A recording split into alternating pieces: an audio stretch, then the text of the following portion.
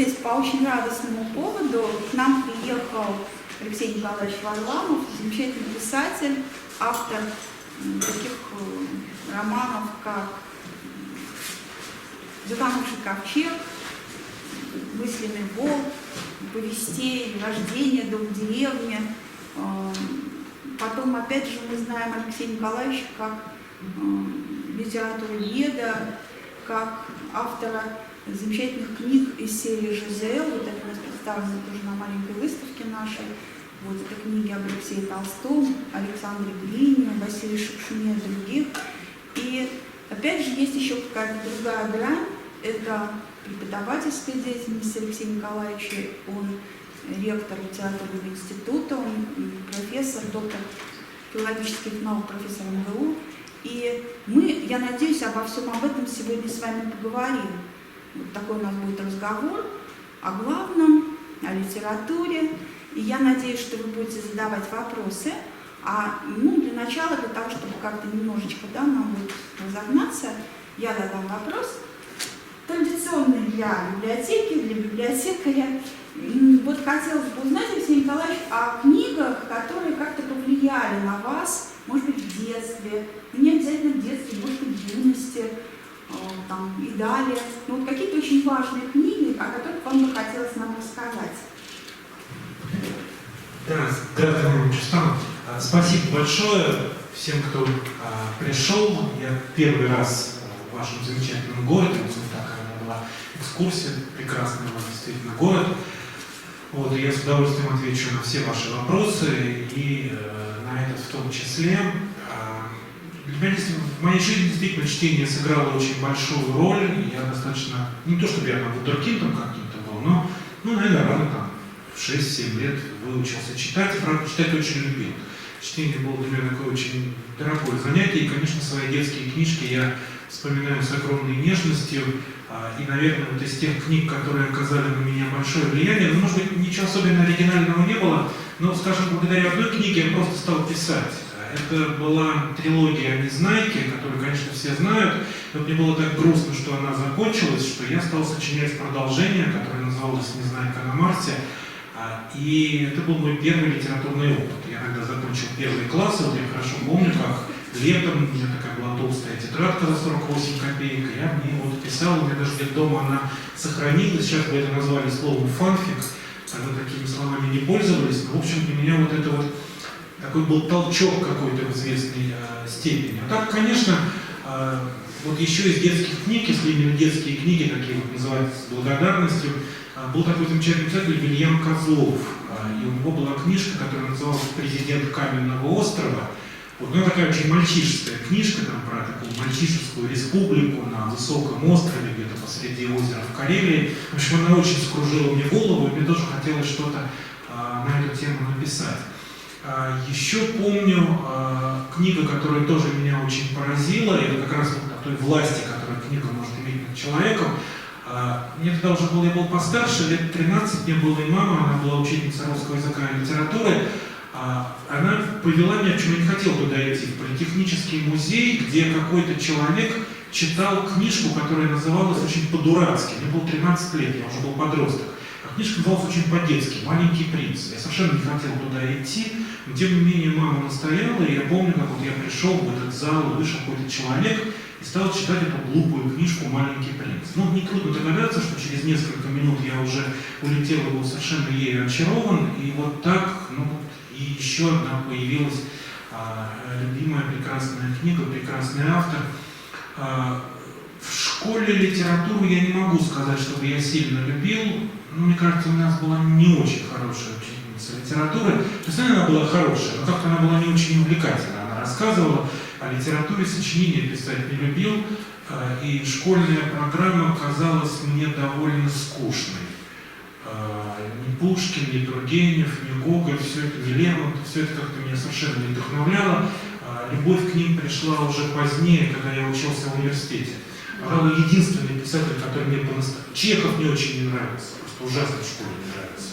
И больше того, я вот честно, потом я Чехова очень полюбил. Но вот я до сих пор думаю, что в принципе школьная программа неплохо по литературе составлена 19 века. Но вот именно Чехова я взял бы для детей какие-то другие рассказы. Мне кажется, вот то, что мы в школе читали, и юмористические, там, и Крыжовник, и Ионыч, ну, это не самое лучшее, что есть у Чехова для детей. Вот, мое такое мнение.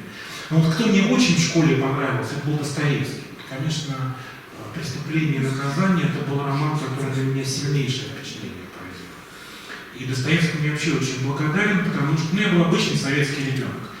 И вот в принципе вся русская классика 19 века, она как-то не нарушала советскую картину жизни. Она была просто, ну, какая-то другая реальность, да? А вот Достоевский ее разрушал. У меня было такое ощущение, что Достоевский очень бунтарский, очень мятежный писатель. Он как бы опровергал то, что говорили на уроках истории, обществоведения, вот вся вот эта вот советская жизнь, там, с пионерами, с комсомолами и прочее. Достоевский он был другой. Поэтому, конечно, то, что в советское время изучали преступления и наказания, мне кажется, в этом заключался какой-то парадокс.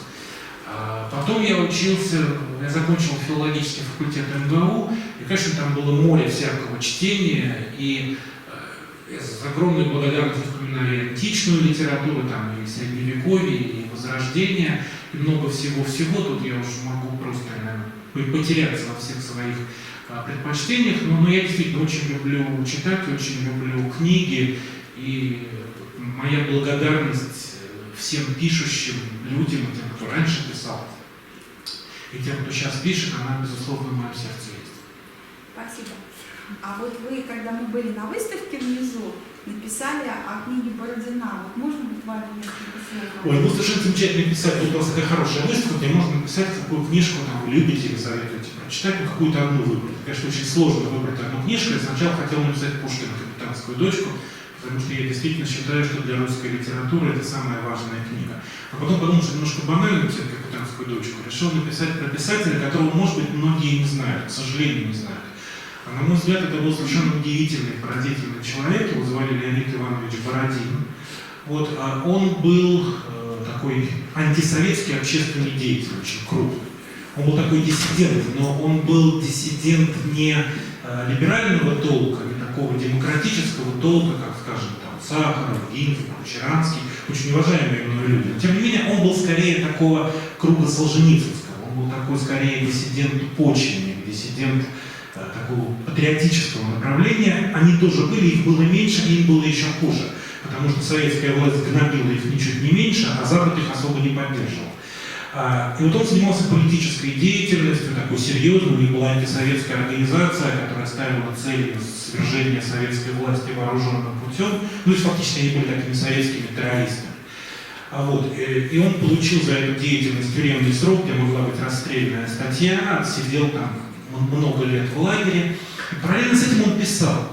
Он писал совершенно удивительную прозу. Вот книга, которую я упомянул, и которая мне очень дорога, она называется «Год чуда и печали».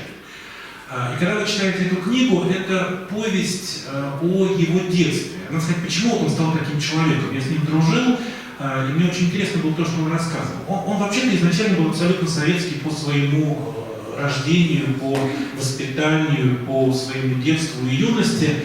А жил он на берегу Байкала, там, где вдоль Байкала проходит Кругобайкальская железная дорога. Если кто был в этих местах, ну, представляете, да, вот именно вдоль Байкала шла железная дорога. И его родители были учителя, которые работали в школе на этой станции. И надо сказать, что эта станция и этот мир этого поселка на берегу Байкала, он был чудесный. Это необыкновенно красивая природа, плюс снабжение, отношения между людьми были гораздо выше, чем в среднем в Советском Союзе. И поэтому для детей, которые там росли, вот такой вот обжигающей разницы между тем, что говорят репродукторы, и тем, что ты видишь своими глазами, не было. То есть он действительно был такой вот мальчик, который верил в социализм, в коммунизм, в Сталина, во все верил. И думал, что вся страна вот такая же прекрасная, все есть в магазинах, люди дружелюбно друг к другу относятся. И когда он закончил школу, то он пошел в школу милиции, он был такой идейный человек. Его отправили в Елабугу, ну типа на практику. И тут дело не в Марине Цветаевой, про которую он ничего не знал, а просто потому, что он очутился в Елабуге, очень далеко от вас, поэтому, может быть, даже интересно.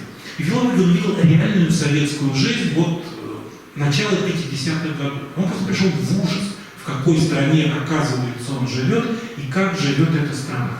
И это вот такой вариант, когда Павел стал Савлом.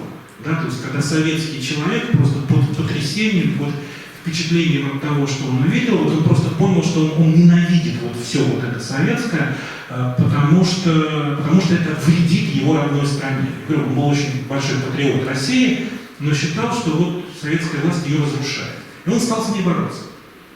И произошло все то, о чем я начал рассказывать.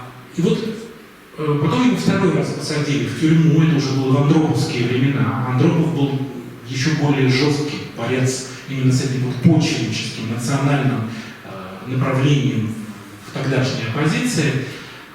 И он написал повесть, в которой он просто вспоминал свое байкальское детство. В ней нет ни грана политики, в ней нет ничего антисоветского и вообще никакого. Он просто написал вот о чуде Байкала, о чуде этих гор, о чуде любви. Там главный герой, вот мальчик 12-13 лет. Вот такая юношеская, подростковая повесть, такая вот повесть взросления, воспитания, которая интересна и подросткам, и взрослым. Но писал ее, точнее, он ее сочинял, можно сказать. Когда он находился в лагере в Перми, да, вот это там была зона, Пермь 36, где находились политзаключенные, где там сейчас музей. И вот он там часто его в карцер бросали, в какие-то казематы, там совершенно нечеловеческие условия. Он ее писал. Когда ты читаешь эту повесть, ты вообще об этом не думаешь и не знаешь. Просто чудесная повесть. Но если задуматься, что вот эта вот удивительно поэтическая вещь писалась человеком в таком положении, в таком состоянии, то, конечно, это какое-то производит особенное впечатление. Поэтому, независимо от того, я понимаю, что к советскому прошлому у всех разные отношения, безотносительно к политике, он просто очень хороший автор, очень хороший художник, с прекрасным языком, с такой очень поэтической, нежной, трогательной картиной мира. И именно поэтому эту повесть я и одну какую-то выбрать, а выбрал, вспомнил я. Спасибо большое. Так, вопросы у нас есть? Ну тогда еще один вопрос мой. Опять же, такой традиционный вопрос, но я думаю, всем будет интересно. Да, наверное, ваш писательский какой-то вот путь начался с «Незнайки», с продолжения «Незнайки», но если говорить о каком-то уже серьезном таком, да, писательстве, вот как это получилось? Почему вы пришли к этому? Когда это было? Ну, я не писал стихов, писал всегда только прозу. В школе, в принципе, ну вот были эти, но это были скорее такие детские попытки, я от них достаточно быстро отстал. Потом, когда я уже заканчивал школу, я написал роман, первый свой роман, он был ужасный. Потом, когда перечитывал его, то я подумал, как можно так плохо писать? Он был что-то чудовищное. По стилю, по языку, ужас какой-то.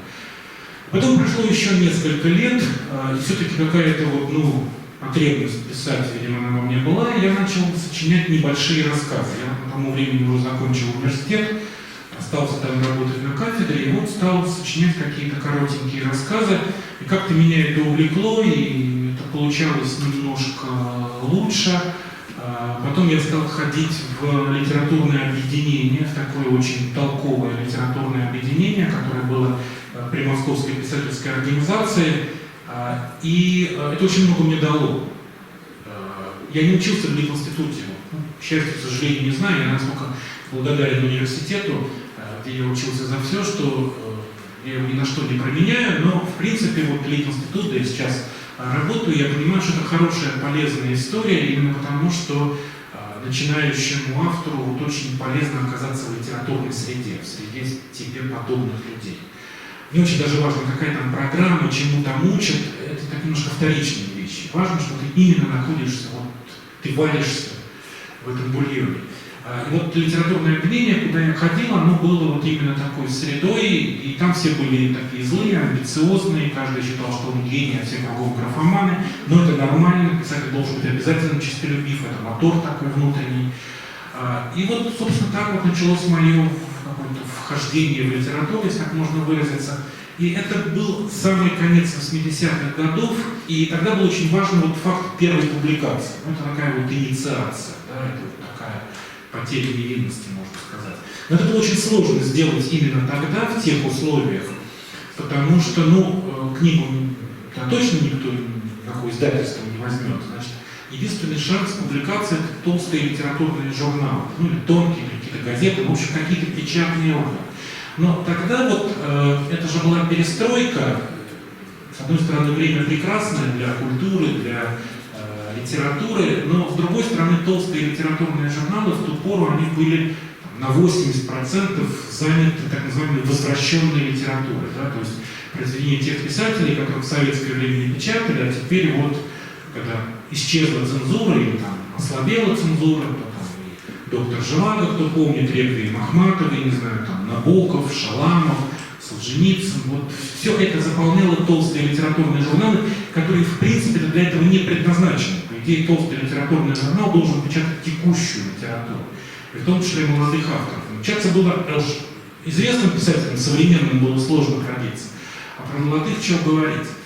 Но был такой журнал «Октябрь», один из толстых литературных журналов, который традиционно отдавал последний номер года, 12-й номер, они отдавали именно для начинающих авторов, несмотря ни на что. И я об этом знал, поскольку в лик объединения об этом шла речь. Я послал несколько своих рассказов туда, очень такое волнительное такое, конечно, чувство. Вот. Но в конце концов один из этих рассказов был принят к публикации, и вот так началось мое, я не знаю, вхождение в литературу, грубо говоря. Так состоялась моя первая публикация, ну там дальше начались какие-то новые сюжеты, новые тексты, новые публикации, ну так постепенно все и пошло. А вот есть какая, ну, конечно, есть. В чем разница между автором рассказа «Тараканы», который в 1987 году как раз первый был опубликован, и автором Евы Мясоедова? Ну, «Тараканы» — это действительно мой самый первый рассказ, тот самый, который был опубликован в журнале «Октябрь», поэтому очень дорогая для меня публикация. Кстати, года 2 тому назад этот рассказ был инсценирован. И была очень хорошая инсценировка в 2 театрах, в Архангельском театре и в Нижнетагильском театре. И в Архангельском театре они даже были номинированы на «Золотую маску». Да, то есть они там приезжали в Москву, показывали, получил, правда, очень хорошая инсценировка этого рассказа. Ее не я делал, вот, молодой драматург делала Полина Бабушкина, но правда получилось очень здорово. И я когда... Она очень хорошо сыграла с этим рассказом. Он коротенький, там 3-4 странички. И там история о том, как живет мальчик, там плохие отношения у папы и мамы, и такая провинциальная семья, провинциальная история. А в квартире у них тараканы. И эти тараканы служат там еще одним фактором раздражения папы против этой жизни, против этого быта. Он мечтает уехать в Москву, он недоволен своей жизнью, недоволен своим сыном. Ну, какая-то такая история. Ну и тараканы просто тараканы. А она сделала из этих тараканов героев. Эти тараканы там поют песни, разговаривают, с мальчиком разговаривают. То есть она как бы вот раскрасила, расцветку сделала для этого сюжета, и правда получилось очень здорово. Вот. Но это было уже больше, чем почти 35 лет тому назад. А книга Евы Мясоедов — это последняя моя сегодняшняя книга прозы, хотя она состоит из вещей, которые были написаны в разные годы были написаны. Но в чем разница? Ну, много я потерял, как теряют люди, когда взрослеют. Что-то приобрел, наверное. Я не очень склонен так вот всматриваться в самого себя и думать, как я изменился. Ну, там маленький рассказ, тут повести, рассказы, еще после этого я несколько романов написал. Поэтому, конечно, какой-то определенный литературный путь прошел. Да. Так, пожалуйста, вопросы. А вот для вас... Да, конечно. Я задала вопрос. Вот вы сказали о том, что вы, в общем, как бы не могли не писать. Ну, то есть вы начали писать, потому что была такая потребность в вас. Вот. И сейчас, выбирая, допустим, какой-то сюжет или какую-то тему, на что вы ориентируетесь? Вот, что для вас вот этот маячок, который вам говорит, вот об этом надо написать? Или какие, может быть, у вас задумки сейчас есть? Или вот, что-то это должно быть что-то такое, что вас волнует, что вас тревожит? Или это наоборот? Что-то такое уже пережито? Вот, то есть как вы выбираете сюжет и тему для своих произведений? Да, спасибо. Ну, тут можно очень много на эту тему размышлять. Конечно, в основу всего, наверное, мне кажется, пишущий человек, писатель, автор, главное, что в нем должно быть, в нем должна быть какая-то повышенная впечатлительность. Вот какие-то события, которые не очень сильно тебя беспокоят, которые тебя ранили. Вот Герцен не случайно сказал: мы не врачи, мы боль. Мне кажется, это очень точное с психологической точки зрения определение писательской сущности. Да? То есть люди пишут, потому что им больно, и литература — это способ лечения этой боли, да? Заговаривание такое, зашептывание этой боли. Я ее выплесну там на бумагу куда-то, и мне станет легче. И если это будет интересно другим людям, значит, у тебя получилось. Это личная боль какая-то, да? Или Ну, это все-таки может быть... Я думаю, она всегда личная. Она, конечно, может быть связана с какими-то общественными проблемами, но в том случае, если вы их переживаете как личные, да, вот если какие-то общественные дела вас тоже так вот потрясают, что когда мир там, когда в мире плохо, трещина прошла через сердце поэта. Да? Ну вот если эта, условно говоря, боль прошла через ваше сердце, тогда у вас что-то получится. Если нет, то, наверное, будет неискренне, будет лицемерно, даже если вы умеете слагать слова. И поэтому я думаю, что в основе любого произведения лежат такие какие-то вещи. Ну и, допустим, из того, что я писал, может быть, какие-то самые такие яркие, самые очевидные, скажем, повесть, которая мне принесла определенную известность. Я за нее получил первую свою крупную литературную премию, она называется «Рождение». Да, это повесть, которую я написал после того, как у меня родился сын. Я не могу сказать, что она полностью автобиографическая, потому что я в значительной степени изменил характеры главных героев, мужчины и женщины. Но вот сама эта ситуация и время, и место, и рождение ребенка, и обстоятельства рождения ребенка, это то, что я пережил. И это действительно была такая очень сложная, мучительная история. Непростая беременность уже, да, непростые роды преждевременные, да, там ребенок первое время находится в больнице, и все это очень тяжело, конечно, переживалось. И когда это все благополучно закончилось, тогда я сел и написал эту историю. И насколько мне было тяжело, когда вот это было в жизни, а потом уже все, ребенок такой здоровый, ползает, я сижу, живу на даче, и вот он тут где-то ползает, а у меня стоит пишущая машинка, и я тюкаю там на этой машинке повесть о том, как это все было. И это было такое величайшее счастье, человеческое, писательское, вот этот сюжет. Или есть у меня повесть, которая тоже мне очень дорога, она называется «Дом в деревне». Она тоже, можно сказать, автобиографическая, часть такая черковая. Я человек городской, я родился в Москве, родители в Москве, такой москвич в третьем поколении. Но как так получилось, что меня всегда влекла русская деревня. Отчасти тоже от книг. К первому вопросу. На меня очень большое впечатление произвела деревенская проза, так называемая. Причем я же учился в университете, и был такой, пижон, как все. Я учился с 80 по 85 год. И, конечно, для нас тогда, вот этих вот советских студентов, что интересно? Интересно западная литература, нам интересен Джойс, Кафка, Пруст, Герман Гессе, еще кто-то. А нам еще какой-то Распутин, какой-то Белов, какой-то Астафьев, как тут Абрамов какой-то. У меня к этому было изначально, что я буду все читать, всю эту ерунду, я хочу западную читать. Но это надо читать. Когда я начал это читать, произошло примерно то же, как с «Маленьким принцем» Экзюпери. Я просто влюбился в эту русскую деревенскую прозу, в советскую деревенскую прозу. Не очень просто легло на Распутин, Белов и все. И настолько легло, что как-то даже захотелось поехать и посмотреть, а вот то, что они написали, то, что эти все старухи, старики, вот все эти люди, это они так придумали красиво, или это на самом деле? И я купил дом в деревне. Купил дом в деревне на севере Вологодской области, недалеко от тех мест, где жил Василий Иванович Белов, и, соответственно, описывал свою прозу. И вот купил этот дом, и потом написал повесть про то, как я покупал этот дом, как я торговался, плыл на лодке по реке, заходил в деревню, каких людей я там встретил, как меня там воспринимали, как я воспринимал их мир. В общем, тоже вот так берутся сюжеты. Там действительно были очень интересные люди, очень яркие, необыкновенно талантливые, одаренные. То есть для меня это было просто какое-то открытие. Я увидел другую страну, другую Россию, другой мир. И вот опять же, если говорить про эту впечатлительность, это было что-то такое зашкаливающее, и я очень благодарен и этому дому, и этим людям, этой земле за то, что они в моей жизни случились. Но основу можно подвести, как мне кажется, если так вот покопаться, можно, наверное, под любую вещь понять, откуда она выросла. Да? Но иногда это более такое прямое воздействие. Вот купил дом в деревне, написал про дом в деревне. Иногда, конечно, более сложно понять, как откуда чего растет. Но если задуматься, происхождение найти можно. Можно тогда я Да. напишу? Алексей Николаевич, тогда какая разница в работе, например, над художественной прозой, да, вот, например, над той же самой повестью рождения, о которой вы сейчас рассказывали, и большими работами типа литературоведческого характера, вот из серии Жизель, например?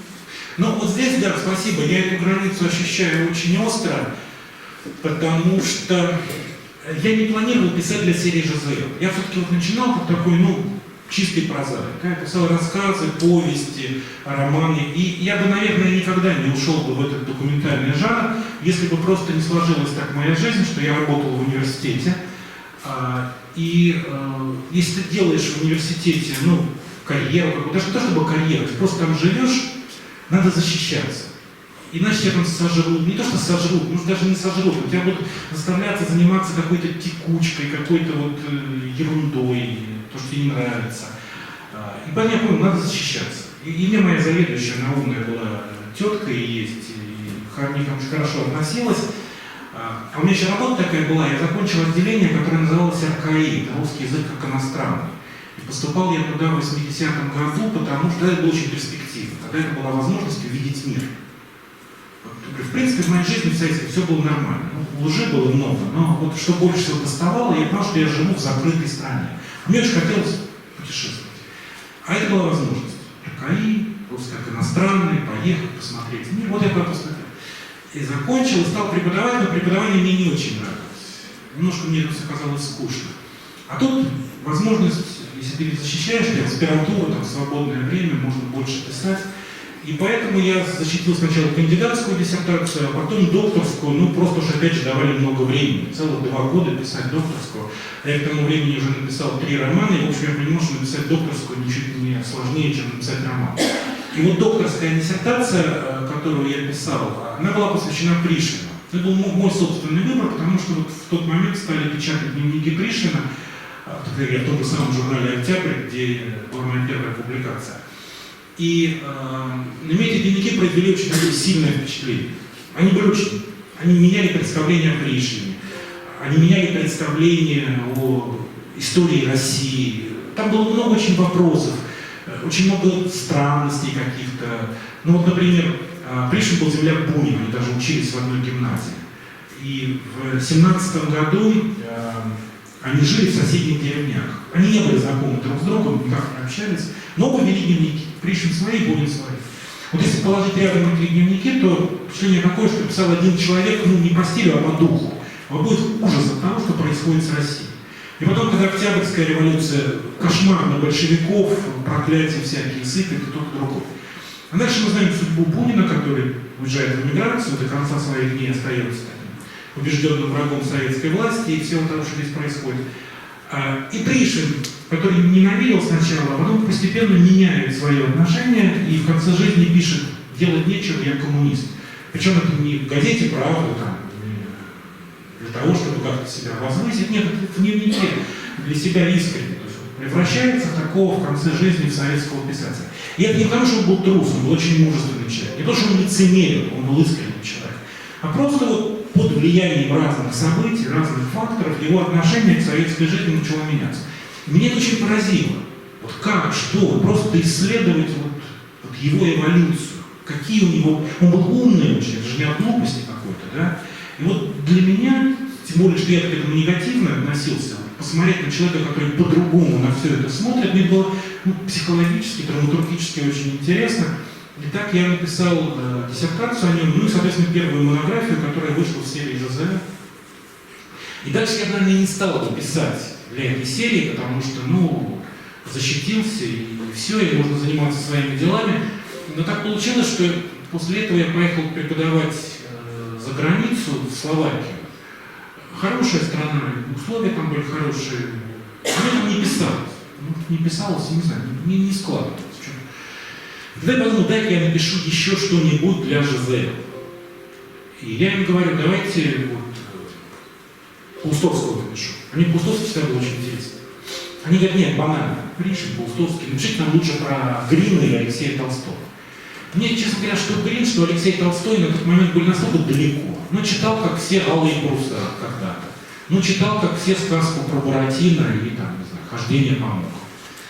Но тут я почувствовал себя писателем, первый раз, надо сказать. Потому что все, что я делал до этого, это был такой восторг души, каприз души, боль души, как угодно назовите. Но это была такая вот вдохновение. А тут мне предлагали заключить договор. Давали аванс, устанавливали срок. И я понял, что вот это и есть писательская работа. Когда тебе дают задание, ты его выполняешь. И вот я, значит, стал выполнять это задание, и вот чем отличается документальная проза от художественной, я для себя могу сформулировать так. Документальная проза для меня самое важное — это факты. Я ни в коей мере не должен их извращать. Я даже, в общем, не должен их особо интерпретировать. Я их должен просто показывать. Моя задача — рассказать, как оно было на самом деле. Проблема тут заключается в одном, что показывать, как оно было на самом деле, можно, основываясь на различных документах. Если говорить о писательских биографиях, то какие это могут быть документы? Ну, дневники, письма, мемуары, какие-то записки, какие-то свидетельства самого моего героя и тех людей, которые его окружают. Проблема тут заключается в одном, что все люди, которые пишут письма, дневники, записки, особенно воспоминания, они все врут. Иногда они врут специально, иногда они врут не специально. И поэтому биограф постепенно превращается в такого следователя-расследователя. Да? Он занимается тем, что вот он распутывает эти клубки. Это на самом деле жутко увлекательная работа, и про это можно очень много рассказывать, много разных примеров приводить. Но вот я вошел во вкус этой работы именно по той причине, что я почувствовал себя... Может быть, вот еще одно важное дело, особенно я это почувствовал, когда стал писать биографию Алексея Толстого. Дело в том, что Алексей Толстой был мне резко не симпатичен. Пришвин скорее симпатичен. При всем том, что он перешел на сторону коммунистов, но все-таки он настолько интересно, убедительно рассказал, почему это произошло, что я с его логикой, ну, если не согласился, то, по крайней мере, я ее оценил. А вот Алексей Толстой, он мне не нравился. Потому что я знал, что он циник. Я знал, что он предал великое дело русской эмиграции. Он предал белое дело. Он перешел на сторону коммунистов. Стал таким сталинистом. Это он придумал лозунг «За Родину, за Сталина». Я знал, что были стихи Бориса Чичибабина, такого замечательного поэта, который написал: «Я грех свечу тоской, мне жалко негодяев, как Алексей Толстой и Валентин Катаев». Вот Алексей Толстой негодяй. И я, когда собирался эту книгу писать, я думал, что это будет такой памфлет, такой обличительный памфлет против вот цинизма, низости, подлости русского писателя, да к тому же еще носителя такой замечательной фамилии.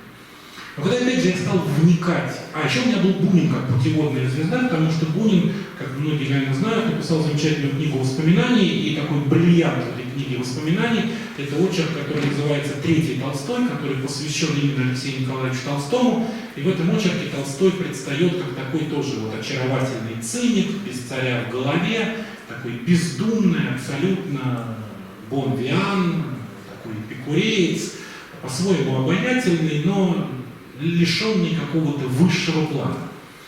И вот когда я стал просто смотреть документы, факты, сопоставлять различные свидетельства, я понял, что и Бунин врет, просто откровенно врет. Мне стало очень интересно, потому что соперничать с Буниным все-таки это круто. И дальше я просто вот стал смотреть про своего героя, как он родился, какие там были обстоятельства. Там стали вскрываться такие факты, которых я раньше не знал. Вот я с нуля начинал. Я знал о Толстом ровно столько, сколько знает средний человек. И вот когда я стал это изучать, смотреть, почему он оказался в эмиграции, почему он поругался с эмиграцией, почему он вернулся в Советский Союз. Ну, потому что была советская версия, но она тупая, да, что вот он просто там понял, что тут в Советском Союзе там социализм, бла-бла-бла, коммунизм и прочее. Ну и эмигрантская, которая была тоже такая тупая, ну, может быть, чуть менее тупая, но в принципе тоже тупая, что просто вот он циник, его перекупили большевики, и поэтому он к ним вернулся. А дальше я понял, что правда не в этом. И передо мной стал открываться совсем другой человек, неожиданный, со своей логикой, со своими мотивами, дико интересный. И он меня победил, он меня переубедил, это было жутко интересно. И вот когда я писал эту книгу, я представлял перед собой читателя, такого скорее либерально настроенного, тем более, что в основном книги сегодня читают либерально настроенные люди, к которым я отношусь с огромным уважением. И вот я этому человеку стал говорить, вот ты, наверное, тоже ведь думаешь, что это был циник, подлец, негодяй и прочее, прочее. А вот посмотри, там, как он относился к Ахматовой, как он нежно ее любил, как он заботился о сыне Марины Цветаевой, как он там еще какие-то поступки и многое другое. Посмотри, почему он вернулся в Советскую Россию в 23 году. Какие там деньги, там были совсем другие мотивы и соображения. И вот это для меня в документальной прозе, вот следование фактам, такой момент какой-то определенной демифологизации и читателя, которого я вижу. Ну, или, скажем, писал биографию Булгакова. Вот когда я писал биографию Булгакова, я представлял себе воцерковленного человека, христианина, для которого Булгаков сатанинский писатель, потому что он написал такой вот чернокнижный дьявольский роман «Мастер и Маргарита». Ну, соблазнительный, искусительный, какой угодно. И вообще не гоже православному человеку его читать. И вот мне как раз тоже хотелось сказать, ну ведь не так все было. Посмотрите на эти факты, на эти, на другие, на третьи. То есть вот видение читателя это для меня, ну там о Шукшине писал. Шукшин такой русский патриот, народный заступник, такой от Сахи, Вася наш, там против евреев, там давай за русское дело. Опять же, не так все было. Вот посмотрите, а что про русское дело, а что про евреев, а что там еще про другое, про третье. То есть для меня вот этот вот элемент, от чего я отталкиваюсь, чем я спорю, он такой чрезвычайно важный. А когда я пишу прозу, свою прозу, в общем, я на эти вещи не обращаю внимания, я ни с кем не спорю. Я не вижу своего читателя. Мне действительно просто важно вот написать то, что меня мучает, тревожит, переполняет. Это не заказ, это не договор, это не контракт, это какая-то другая история. И поэтому я как себя развожу, вот, где художественно, где документально. Да, пожалуйста. На кому-то. В начале встречи вы сказали о том, что вам в школе нравился именно Достоевский. Почему он? Что? Почему в школе вам нравился именно Достоевский? Ну, понимаете, вот я начал говорить, что Достоевский, юность же, она несет в себе зерна мятежа. Молодой человек, это, как правило, человек, ну, по крайней мере, я про себя могу говорить, но думаю, не только про себя, человек, который не согласен. Это человек, который критически воспринимает то, что ему говорят. Человек, который не доверяет каким-то определенным общепринятым истинам. И вот мне кажется, что вот эта вот мятежность, потенциально заложенная в тогдашней моей душе, как-то она в Достоевском нашла наибольшее созвучие. Вот просто стихия этого романа. Потом, этот роман очень религиозный. Я все-таки жил в атеистическое время. Оно не то, чтобы было такое уж совсем тупое, безбожное, но все-таки оно было атеистическое. С религией не боролись, просто делали вид, что ее нет. Просто нет ее и все. Ну, может быть, есть какие-то там церкви, туда ходят исключительно отсталые люди, какие-то там доживающие свой век старухи. И это уже неинтересно, это не актуально, это не современно. И вдруг, вот я читаю роман, где это актуально и современно, где об этом говорят молодые люди. Один убийца, другая блудница. И кроме того, в этом романе еще было Евангелие. Евангелие в ту пору было достаточно труднее, чем, я не знаю, архипелаг, ну, не труднее, может быть, чем архипелаг Булак, но также трудно. Негде было прочитать. Я просто знал, что есть такая книга, но она мне нигде не встречалась. И вдруг я читаю фрагмент этого Евангелия при воскрешении Лазаря. И это тоже меня потрясает.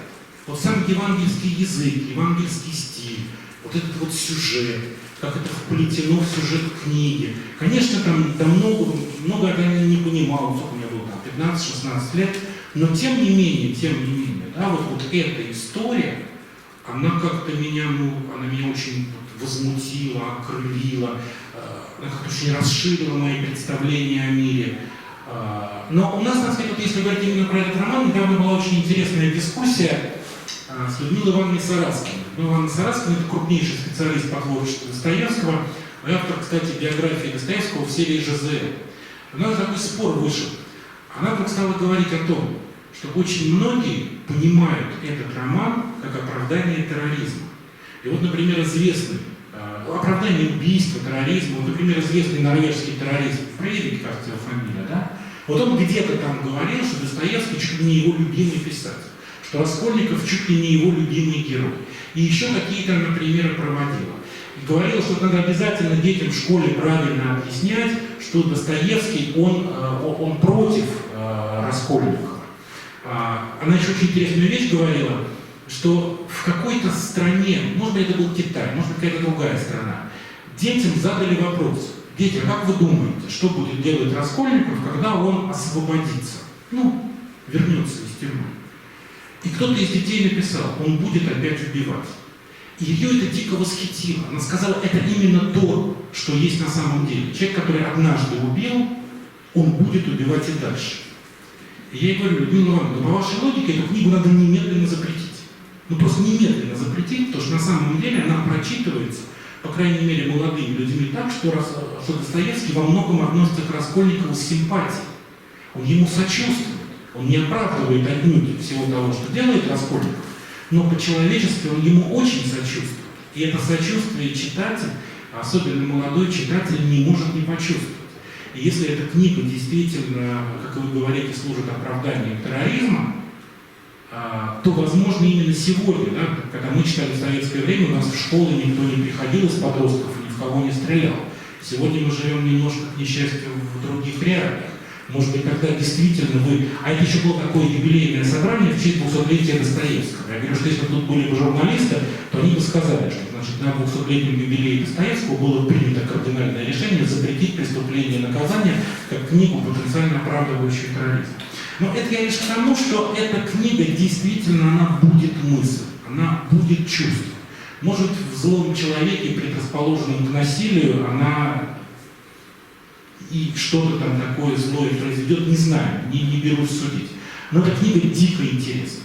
Это дико, вот такая книга, которая, как мне кажется, интенсифицирует человеческое сознание. Ее интересно читать, о ней интересно думать, с ней спорить, размышлять, с ней жить. Она очень хорошо написана. Мне кажется, это... Достоевский, в отличие, скажем, от Тургенева, недаром его Набоков не любил, но он неряшливый, стилистически. У него там иногда, когда «Идиот» читаешь, «Подросток», даже «Братьев Карамазовых», ты чувствуешь, что где-то слишком он увлекается, слишком там у него иногда многословно бывает, какие-то повторы, слишком у него много мыслей, и иногда они, как мне кажется, нет этой такой пушкинской красоты в его произведениях, потому что это такой сгусток мысли, это, я не критикую, как вы понимаете, я свое впечатление говорю. Но вот «Преступление и наказание», мне кажется, на этом фоне, оно как раз именно больше пушкинское, оно изумительно художественно сделано.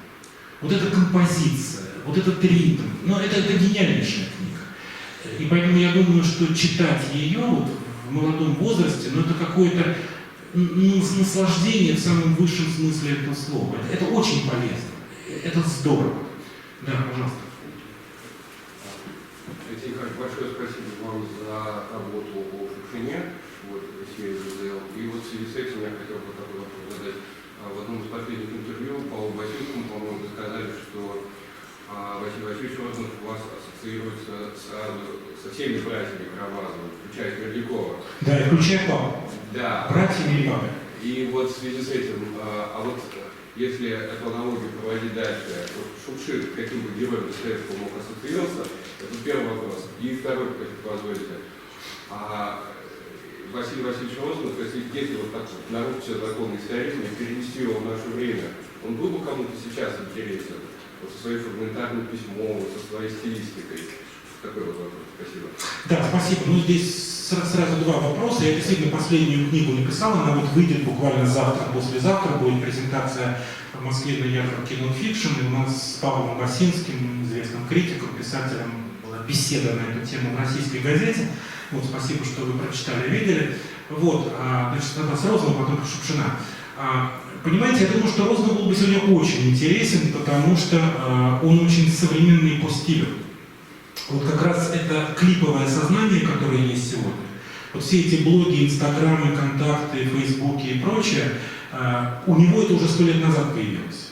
Вот именно так, вот, мне кажется, во многом сегодняшние многие люди, которые пользуются соцсетями, может быть, многие даже и не читали Розанова, но на самом деле вот придумка розановская. И я думаю, что он был бы сегодня, конечно, он был очень актуален, и он очень вписался бы в наше время, и даже его такая вот расхристанность, когда он сегодня печатается в газете «Новое время», такой правый, консервативный, и сегодня же печатается под другой фамилией в газете «Русское слово» левый либеральный, вот при нашей тоже такой мировоззренческой путанице он бы очень вписался в нашу эпоху, именно в нашу.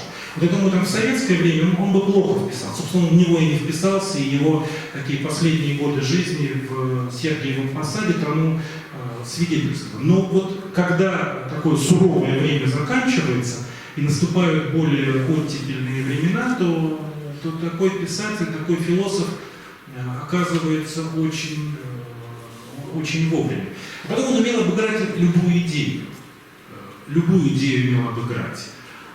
Он мог сегодня написать, вот я говорю, там, за евреев и сегодня же против евреев, за Россию против России, за Христа и против Христа. Вот это тоже такое его свойство, которое многим не нравилось, и многие считали, что это цинизм, двурушничество, что-то ужасное. Мне кажется, к сожалению, сегодня это очень актуально, очень типично, когда мы не видим подлинного лица того или иного публициста, журналиста, общественного деятеля, политика, просто не можем понять, что у тебя на самом деле в душе. Ты сегодня говоришь одно, завтра говоришь другое с одинаковой убедительностью. Поэтому я думаю, что Розанов, он такой писатель сегодня более чем актуальный.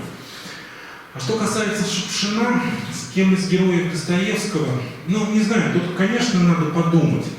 В нем было, несомненно, что-то рогожинское. Он, конечно, был такой человек дико страстный. Дико страстный.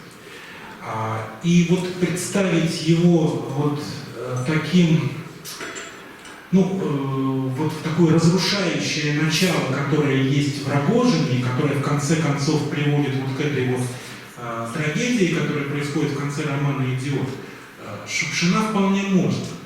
Но с другой стороны, посмотрите, как он прожил свою жизнь. Все-таки вот эту рогожинщину, которая потенциально в его душе была, он все-таки ее преодолел.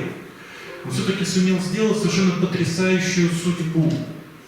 Он все-таки добился невероятного успеха. Вот история Шукшина, чем она меня поразила. Я когда начинал писать книгу о Шукшине, мне казалось, что, в общем, ничего интересного там нет. Это просто история одного успеха, история очень талантливого человека. Вот и все. Дал Господь человеку талант, он этим талантом сумел правильно распорядиться, и поэтому вот он тебе и писатель, он тебе актер, он тебе режиссер. В принципе, так оно и есть, только надо очень хорошо понимать, в каких обстоятельствах все это происходило. Потому что он прожил недолгую жизнь, 45 лет. Вот старт Шукшина, если говорить о его карьере, он сын врага народа. То есть это самый советский низ, ниже некуда. Отец расстрелян, мать Сибулонка. Сибулонка — это вот такая жена врага народа, заключенного в сибирских лагерях. И вот через 45 лет его хоронят на Новодевичьем кладбище, самом советском элитном кладбище, вместе со всем этим генералитетом, в том числе с теми людьми, которые в таком фигуральном смысле этого слова расстреляли его отца. Вот как он сумел подняться с самого советского низа на самый советский верх, вот что он для этого сделал, какими он пользовался благами, социальными лифтами, которые отдавало советское время, ненавидя при этом. Вот уж кто был антисоветчик, круче, чем мой Леонид Иванович Бородин. Вот уж кто ненавидел советскую власть. Но если Бородин с ней боролся и в тюрьме сидел, там Солженицын боролся, то Шукшин ею пользовался. Ненавидел, но был членом КПСС. в душе презирал, но получал государственные награды. И не потому, что был лицемер там какой-то, упаси Боже, а потому что это было средство его борьбы. Он понимал, что победить вот эту власть можно только таким образом, через нее, посредством нее. А иначе это подполье, эмиграция, это не про него.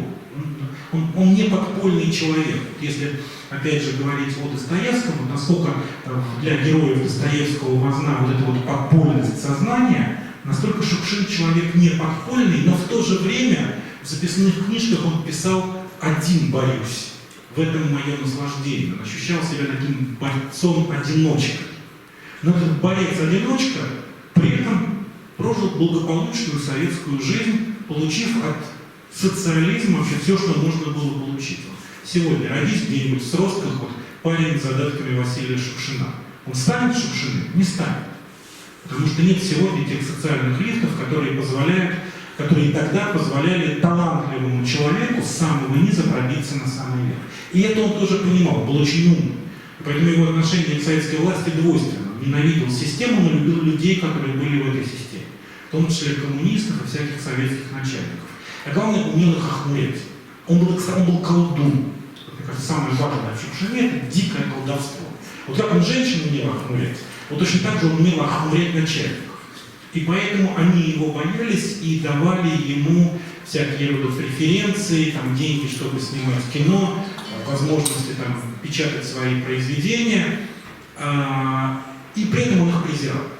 И при этом он понимал и знал себе цену. Поэтому, конечно, это такой очень сложный тип, и мне кажется, все-таки у Достоевского так вот аналогов не найти. Хотя интересно, что Шукшин собирался, его звали на роль Достоевского. Я не помню, в каком фильме, по-моему, фильм из архива это было. И если он в гриме Достоевского, совершенно потрясающе, Шукшин в гриме, на кинопробе. Достоевского смотришь, ощущение, что действительно Достоевский. Даже Солоницын, конечно, хорошо сыграл, но Шукшин, я представляю, если бы вот действительно это бы случилось, Шукшин, который играет Достоевского. Еще одна очень интересная роль, которую Шукшин не сыграл, но я думаю, сыграл совершенно гениально, это роль Распутина, Григория Распутина. Вот в «Агонии» ему предлагали сыграть Уильяма Климова. Ну, там сыграл тот самый Петренко и гениально сыграл. У меня такое ощущение, что все-таки Петренко сыграл немножко поверхностно. Он хлестко сыграл. Но вот этой вот глубины распутинской, я написал биографию Распутина, тоже в серии «Жизель», поэтому, в общем, отвечаю слова. Вот этой действительно глубины невероятной, которая в Распутине была, я думаю, что Шукшин тоже в каком-то смысле был Распутин. Вот как Распутин, крестьянин из Тобольской губернии, дошел до царского дворца, тоже карьера такая сумасшедшая, чумовая. Также у Шукшина была такая же чумовая карьера. И поэтому он бы это, я думаю, сыграл бы, ну, это был бы величайший фильм. А вот у вас там серия «Жизель», еще Шандер Грин. Да. Почему? Потому что не сказал «Молодая гвардия». Не пишите нам Александра Грина. И я сказал, ну хорошо, если вы просите, давайте я напишу Александра Грина. Тоже была очень интересная история. Опять же говорю, Александр Грин, «Алые паруса». Все, больше про него не знал вообще ничего. И вот дальше я начинаю его читать. И передо мной открывается совсем другой Грин, пока я не знаю его биографии. Я просто прочитал вот шеститомник, который выходил в 60-е годы. И я вдруг понял, какие «Алые паруса». Это абсолютно примитивная, дешевая вещь, хотя это очень хорошая вещь. Но на фоне других его произведений, других его рассказов, романов, она очень плоская. Она по-своему обаятельная, она красиво сделанная, она трогательная, у вас там слезы, может, наворачиваются, еще что-то. Но глубины там нет. И вот думать, что Грин это просто «Алые паруса», это, пожалуй, я думаю, нет в истории русской литературы, ну, 20 века точно, думаю, всей истории русской литературы писателя, который был бы настолько не прочитан, при том, что он опубликован, настолько не прочитан и не понят, как Александр Грин. Потому что его величайший роман «Блистающий мир», да, это великий символистский роман. Кто его читал? Поднимите руки, да? Ну вот, видите, одна рука поднимается. Роман «Дорога никуда». Это экзистенциальная драма о судьбе человека. Просто вот идите и читайте. Я читаю такой курс писательской стратегии, в университете читал, в институте читаю, всегда говорю, главное, зачем я вам читаю, дети, этот курс. Зачем вот мы лезем в личную жизнь этих писателей, там какие-то выясняем их страсти, отношения с женами, с любовницами, их привычки, с властью и прочее. Для одной единственной вещи. Им самим бы не нравилось, что мы лезем в их личную жизнь. С одной стороны оправдание, чтобы людям после этого стало интересно, а что же эти люди написали. Да? Вот с Грином это как бы особенно очевидно. А какой он рассказчик? Вот рассказ «Крысолов». Это просто классика литературы, русской литературы. Это вот входит, наверное, в десятку лучших русских рассказов вообще. Вот там брать Бунин, Платонов, я не знаю, Куприн, Леонид Андреев, Александр Крин будет в этой десятке. И вот это меня поразило. А дальше я стал смотреть его биографию. Я узнал, то, что я не знал, знаете ли вы, что он в молодости был террористом. Вот в прямом смысле этого слова. Да? Он дезертировал из армии, из царской еще. Его подобрали террористы. Его готовили к теракту. Ни больше, ни меньше. Он должен был совершить теракт. И в последний момент он отказался. Но он как бы заглянул за вот эту вот границу жизни и смерти. Я думаю, именно тогда он стал писателем. И он ушел от террора, он ушел от русской революции. Он никогда не забывал этого опыта. И вот этот Грин, который перестал быть революционером, но очень многое и важное в русской революции понимал, казалось бы, аполитичным. Да? Вот его литература 20-х годов, вся эта его Гренландия, там, бегущая по волнам, там, казалось бы, нету ничего социального, ничего советского.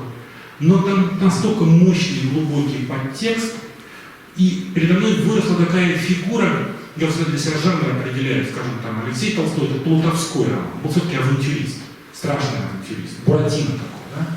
А Грин это готический роман, да, и вот какая-то такая готика, мрачная фигура, жутко интересная, притягательная, скрытная. Это мне было очень... И я для себя это открывал. И вот чем интересна эта работа Жизеловская, тем, что ты для себя открываешь, а потом ты даришь это читателю. Читатель для себя это может открыть, потому что большинство это, конечно, не знает. И видит, как, оказывается, интересно, какие судьбы бывают, да, какие бывают повороты каких-то там жизненных. Поэтому вот, мне, правда, всегда это очень интересно с этим работать. Пожалуйста, еще. Можно? Да, конечно. Алексей Николаевич, про эту серию Жизел, про Шукшина хочу спросить. Вот, где достаете материалы для вот этих книг? Материал? Да, материалы. Вот мне открытие для себя сделал про Шукшина. Там написано, что у нее корни мордовские. Да. Я почему-то думал, что у нее чувашские корни. Потому что фамилия такая. Ну, может быть, но корни у него, то, что я смотрел, его Правдоподобная там информация получается, да? Книги. Что? Книги правдоподобные, вся информация. Да, конечно. Конечно, я пишу о его происхождении. Фотографии там есть, а фотографии вы с CD брали? Ну, я когда писал биографию Шукшина, я очень подружился в ту пору и перед этим еще, когда я был в Сросках, это вот его родное село. И там музей Шукшина, там живут люди, которые его помнили, работают люди. И я у них смотрел их документы, их архивы, их фотографии, и, конечно, происхождение Шукшина, вот его корни, как его семья оказалась в Сибири. Там же действительно очень интересная история, вот как заселялась русская Сибирь и как конкретно заселялись сростки. Что там была такая первая волна, которая пришла, челдоны, да, такие сибиряки, которые приходили еще в XIX веке. Потом более поздние переселенцы советского времени. Вот шукшинская семья, сколько мне помнится, она была такие вот первопроходцы. И они действительно пришли отсюда, с Волги, из Мордовии. Причем пришли и по его отцовской, и по материнской линии. Там как-то вот какой-то куст такой переселялся. Это была вторая половина XIX века. Не знаю, знал ли об этом Шукшин. Ну, мог и не знать. Все-таки такой вот интерес к генеалогии, он сейчас для нас типичен. Мы там всякие родословные там, деревья составляем, интересуемся предками. Тогда, мне кажется, его какие-то другие вещи волновали. Вот. Но во всяком случае, вот мордовская кровь, мордовское происхождение в нем, несомненно, есть. Пожалуйста, еще вопросы есть? Вопрос. Вы сказали про социальный лифт, а сейчас вот вы видите, как можно воспитывать вот детей, чтобы на этот лифт зайти? Ну, понимаете как, все-таки сейчас, если есть родители, которые этим озабочены, то это уже очень важное дело. Ведь в жизни Шукшина, на самом деле там тоже было очень, сейчас я попробую про современность сказать, но еще про Шукшина интересная подробность. Вот если говорить именно про социальные лифты. Вот я говорю, он был враг народа, сын врага народа, ниже падать некуда. Причем это была спецоперация УГБУ в селе Сростки, это большое село, где в 1932 году в одну ночь были арестованы 80 мужиков и увезены в Барнаул. И что с ними происходило, никто не знал. Много лет спустя стало известно, что их расстреляли через 2 месяца. Но об этом родным ничего не говорили. Родным говорили, что они находятся в заключении, но без права переписки. И поэтому вот в одну ночь, причем это были все люди, ну, не очень старые, не очень молодые, у большинства были жены, были дети. И вот, в принципе, эти женщины, они не знали, что они стали вдовами. Они просто жили и ждали своих мужей. Но по тогдашним законам им было разрешено с ними развестись. Вот из этих 80 женщин, которые жили в Сростках, развелись только 2. Одна из них была мать Шукшина. Это говорится не то, чтобы ее упрекнуть. Никто никого не упрекает. Это просто вот факты, как они есть. Там была еще одна причина, что у них были довольно плохие отношения с мужем, может быть, какие-то другие были соображения. Но в любом случае, вот, она разводится. Причем у нее был такой ужас, когда его арестовали, что сначала у нее было 2 детей, Вася и его младшая сестра. Сначала она просто хотела угореть в печи. Открыла печь и просто все, уйти из жизни. Но прибежала соседка и, значит, помешала ей это сделать. И тогда в ней, как мне кажется, проснулась какая-то дикая жажда жизни и дикая жажда изменить эту ситуацию. И вот она разводится с мужем. На самом деле он умер, но этого она не знала и никто не знал. И выходит 2 раз замуж. И второй ее муж погибает на войне. И таким образом она становится вдовой красноармейца. То есть она поднимается на очень важную социальную ступень. Она больше не жена врага народа, а она вдова советского красноармейца. И дальше тоже очень интересная история. И вот этот второй муж, он был не колхозник. И она тоже для себя поняла важную вещь, что быть колхозником в Советском Союзе это ужасно, это пропасть, это трудодни, бедность, нищета и черт знает что. А он был так называемым кожезаготовителем. То есть он вот как-то ездил из одной деревни в другую, собирал кожу, где-то продавал. В общем, не колхозник. И она понимает, что надо бежать из деревни. Просто бежать. Они даже пытались из нее бежать, но потом началась война, и они вернулись, потому что в деревне лучше пропитаться. Потом муж погибает. У нее остается дом, который муж за это время успел построить. Это был хороший дом. И в этом доме было 2 половины. И во время войны Сростки, село, где жил Шукшин, становится райцентром. Ну, так просто решили. И поскольку это райцентр, то туда переезжает районное начальство. И вот первый секретарь райкома партии селится на второй половине этой избы. А на этой половине, значит, живет вдова красноармейца с 2 детьми. У вдовы подрастает мальчик, который очень любит читать. Шукшин потом будет рассказывать: я не умел читать, я не любил читать, там «Война и мир», книга больно толстая, это все фигня, это он враг. Он читал с запоем. Но другое дело, что зимними вечерами, электричества в Сростках нету, нужен керосин, чтобы читать. Керосин дорогой. И вот этот секретарь райкома партии дает мальчику, который ему просто симпатичный, такой читающий мальчик, он дает ему керосин. И вот я говорю, у Шукшина было всегда двойственное отношение к советской власти, потому что он, с одной стороны, не мог простить машину, которая уничтожала лучшие крестьянские силы и его отца. А с другой стороны, в этой машине были люди, хорошие, добрые, нормальные люди, которые ему помогали. Он этого никогда не забывал, он очень благодарный человек. Но интересно не только это. Интересно то, что мама Шукшина, которая была женщина неграмотная, но дико умная, она поняла, что надо в колхозе тоже подниматься на самый верх. И она выучивается на парикмахера. Она становится парикмахером. А парикмахер — это человек, который стрижет кого в деревне? Районное начальство. Больше никто в парикмахерскую не ходит. Они все сами стригутся.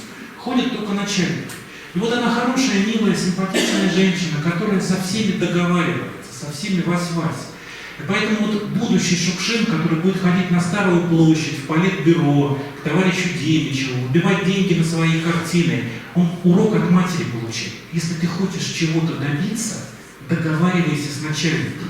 Не борись с ними, не ругайся с ними, а получай от них пользу. Стриги их, стриги, как баранов. Вот, собственно, это Шукшин в своей жизни и делал. И дальше важнейший пункт биографии Шукшина, вот, может быть, мы знаем, он из деревни уезжает в Москву там, поступать в литературный институт, куда его не приняли, потому что у него не было аттестата об образовании, не было творческих работ и так далее. Но здесь главное не это. Он уезжает из деревни. Любой человек того времени спросит, что значит уезжает из деревни. Из деревни нельзя было уехать. Из советской послевоенной деревни уехать было нельзя, потому что у колхозников не было паспортов. Элементарно. Все бы уехали, как Шукшин. Откуда у него паспорт? Это был мой первый вопрос, когда я приехал с Русских. Мне сказали, дал первый секретарь. То есть она договорилась, она сделала для Васи вот это, на тебе паспорт, Вася.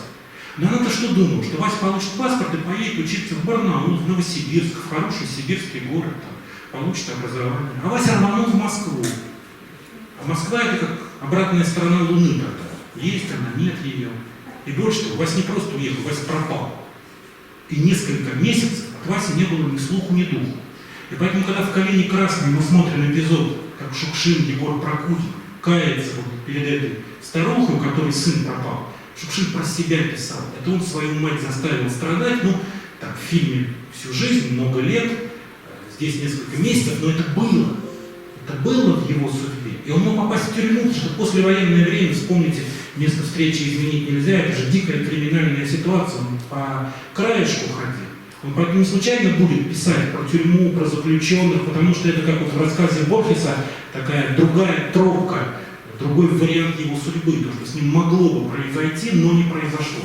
И, кстати, очень интересно Буркову, Георгий Бурков, ну, актер известный, который играл и в «Печных лавочках», Бурков вспоминает, как Шукшин его однажды спросил: «Жора, а ты знал, что ты будешь знаменитым?» Бурков говорит: «Нет, откуда?» А Шукшин ему говорит: «А я знал». Вот это чистая правда. Он действительно знал.